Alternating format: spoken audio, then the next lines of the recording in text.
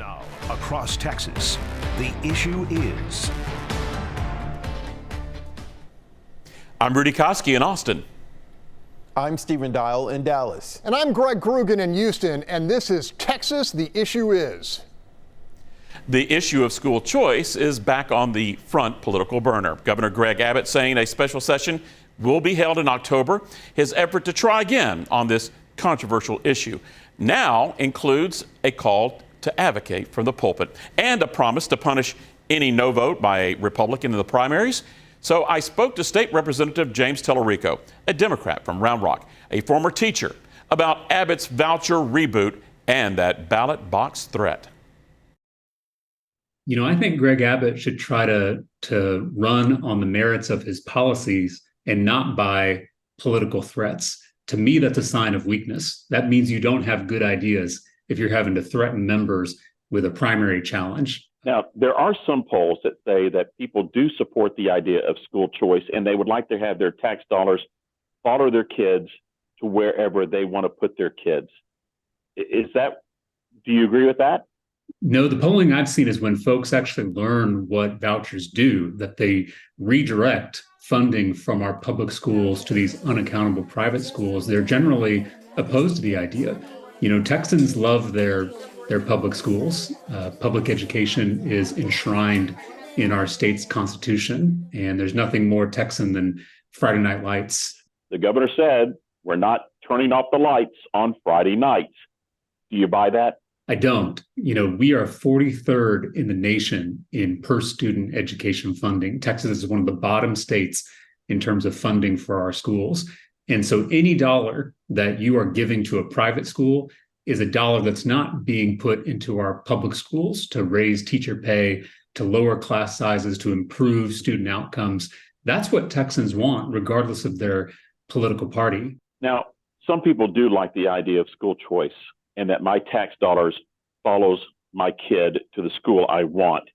But the plan that came out of the Senate during the session and the plan that the governor's been pitching called an education savings account, that's not the same thing, is it?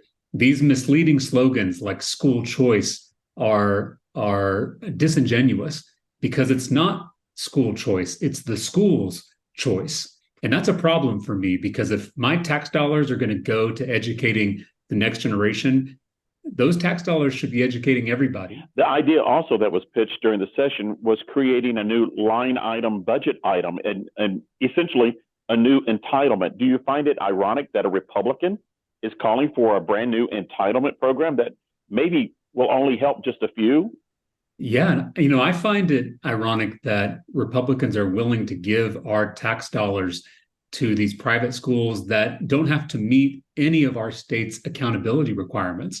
Are you worried the acquittal of Paxton, the Attorney General, in the Senate could factor into the debate as it gets to the House, and that teacher pay raises could be wrapped up into this voucher education savings account idea and be pushed through because of the acquittal?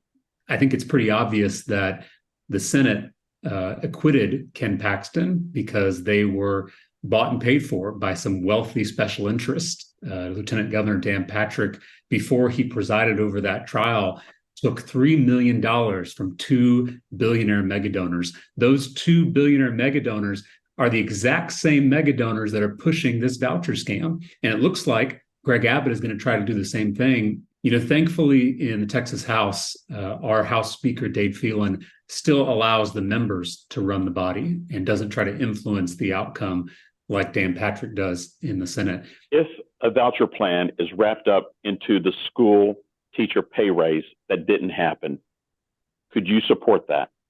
No, I could not. I know that even though it may start out small, session after session, it'll grow until it takes over the public education budget. So with all that said, what's your message to House members, the Republican House members, in light of what's happened in the Senate with the acquittal?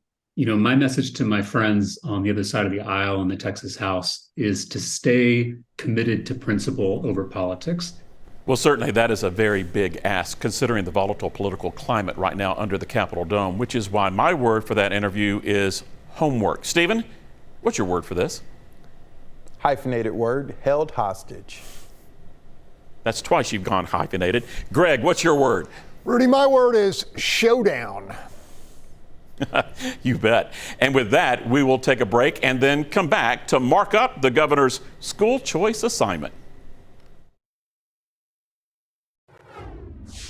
The Texas Trio is back to discuss the upcoming special session on school choice. Now, before the Paxton acquittal, I was thinking the idea was DOA in the House. Now I think with the GOP infighting looking more like a political reboot of the Spanish Inquisition, things have certainly changed. Greg, what do you think? Vouchers passing in the House, even money, or sure thing? Rudy, even money at best with a hard lean towards snake eyes. Now, we know school choice didn't muster enough support in the regular session, despite the polling, despite Abbott's crusade, and despite not-so-veiled threats from Patrick. So what's changed? Well, instead of standing up against Ken Paxton's demonstrable corruption, Dan Patrick and Senate Republicans decided to stick it to the House and Speaker Dade Phelan. I can't figure out how that flips rural Republicans into yes votes for vouchers, unless the hard right plays some pretty nasty hard ball with incumbents. Something like, you voted to impeach Paxton and now you're voting against choice, and that's plenty to label you a rhino. So expect a well-funded opponent in the primary if you don't vote our way. Yeah, there's got to be some hard discussions in the home districts, which is why my word was homework. But as I pointed out with Representative Talarico, the school choice plan pitched on the campaign trail by the governor and earlier this year out of the Senate, not really school choice. Come on. Stephen, it reminds me of some voodoo economics used to spin that property tax plan out of the legislature in the previous special session. So who do you think gets paid off with a funding promise this time? Rural Republicans like Greg mentioned? Well, the focus is going to be on those rural Republicans because you have to look at it.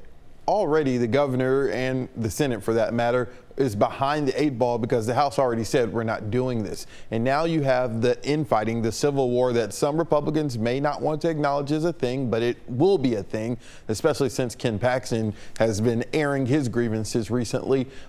It's going to come down to, will House members say, you know what, Senate, you made us look bad.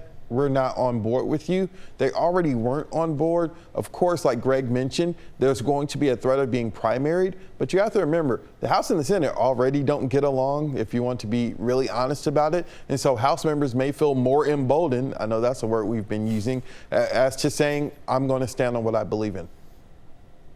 Yeah, I hear what you're saying, but Greg Talarico, he is a hard no, even if teacher pay is held hostage and wrapped into a voucher plan. Do you think some Democrats, though, will cave in? Rudy, I'm betting not a single Dem will vote for choice, even though polling shows a supermajority of urban black Democrats actually want it. That means if Speaker Phelan wants to drive a spike into Abbott and Patrick's pet issue, all he needs is 11 or 12 Republicans to vote no, and choice dies again. Now think about this. The House has something like 35 committees, and Phelan appoints all the chairmen. At this stage of the game, it would take a whole-scale mutiny of the Speaker's leadership team. Do either one of you see that happening? Because I don't. Yeah, and I think that they just have to keep on saying, this is not school choice. This isn't your tax dollars following your kid. Stephen, some Republican House members, though, have posted on social media that they want other issues in the governor's call, such as a ban on people from unfriendly countries like China from owning property in Texas. Very controversial, somewhat, and pumping more resources into the border crisis that's underway. Is that likely, or do you think the governor wants a one and done? The governor wants a one and done, and I don't believe he's going to get the one and done. Will school choice pass in some form or fashion before the end of this calendar year? Maybe, but the governor, I think, is going to have to call at least a second special session. I don't see it passing in the first one.